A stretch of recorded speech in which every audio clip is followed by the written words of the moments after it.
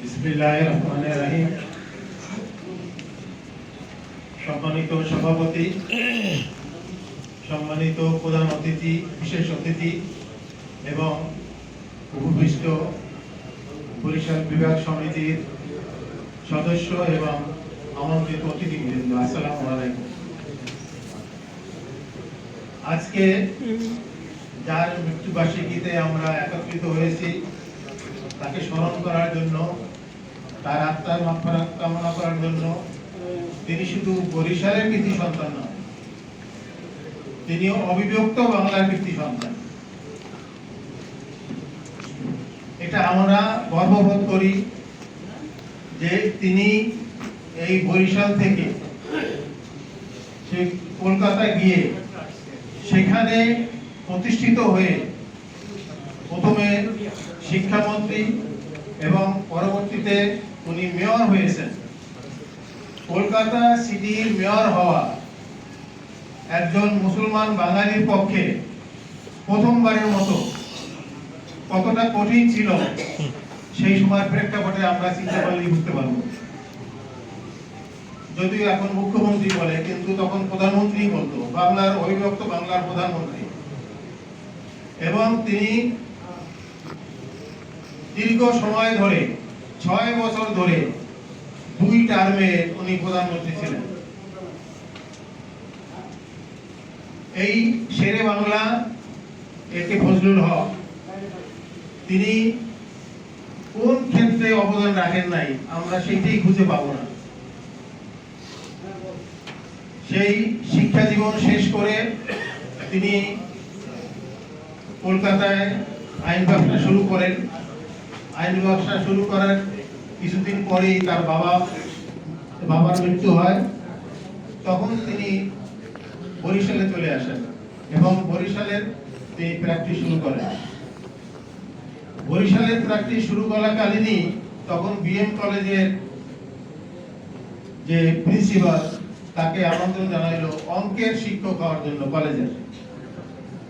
তিনি এই প্র্যাকটিস করার পাশাপাশি অঙ্কেরও শিক্ষকতা করেছেন বিএম কলেজে। তারপরে উনি ডিপ্টি ম্যাজিস্ট্রেট হয়েছেন, তিনি সাব ডিভিশনাল অফিসার হয়েছেন, আবার রাজনীতিতে আসছেন। একই সময় মুসলিম লীগ এবং কংগ্রেস 2 দলেরই উনি নেতা ছিলেন। এটাও একটা স্বাভাবিক ঘটনা না। তখন ভারতবর্ষে 2টাই রাজনৈতিক দল ছিল, মুসলিম লীগ এবং কংগ্রেস, জাতীয় কংগ্রেস, যেটা স্বাধীনতার জন্য তারা আন্দোলন করেছিল। তো সেইটা 2টা রাজনৈতিক দলে কিভাবে নেতা হয়ে যান উনি এক সময়। তারপরে উনি প্রজাদের কথা চিন্তা করছেন, কৃষকদের কথা চিন্তা করছেন। এখানে এই দেশের শিক্ষার দিক থেকে যে আমরা পিছিয়ে আছি, আমাদের শিক্ষার আলো আমাদের দরকার, তার জন্য ওনার অবদান অনেক বেশি।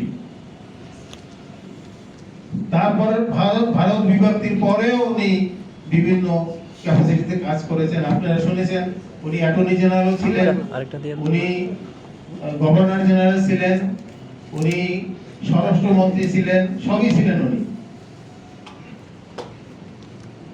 উনি যদি 1962 সালে যে উনি মৃত্যুবরণ করেছেন, তখন আমি ক্লাস 8-এর ছাত্র।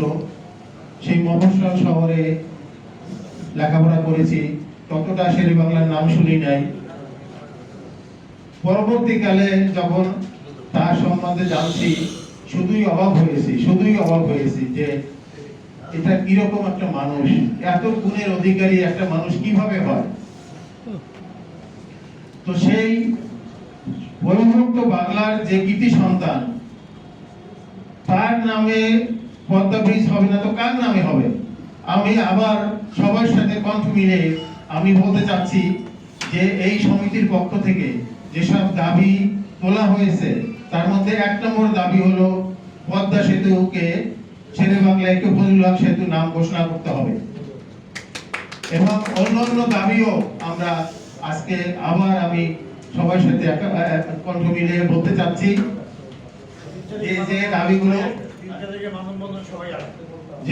যেই দাবি উত্থাপন করা হয়েছে সেই দাবি আমরা সবাই সমর্থন করি এবং এটা বর্তমান অন্তর্বর্তী সরকারের নিকট আমাদের আবেদন আমাদের এই দাবিগুলো এবং তার মধ্যে মূল দাবি পদ্মা সেতুর নাম শেরে বাংলা একে ফজলুল্লাহ এটা যেন করা হয়।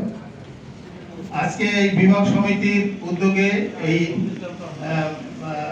মৃত্যু দিবসে 63তম মৃত্যু দিবসে এই আলোচনা সভার আয়োজন করার জন্য এই বিভাগ সমিতিকে ধন্যবাদ জানাচ্ছি। বিশেষ করে জিয়ল কবির দুলু মুক্তিযোদ্ধা, বীর মুক্তিযোদ্ধা জিয়ল কবির দুলু আমার ছেলের ছোট ভাই, আজকে আর ছোট নাই, আজকে অনেক সে বয়স, এখন সে নেতৃত্ব দিতে পারে এবং দিয়ে আসছে।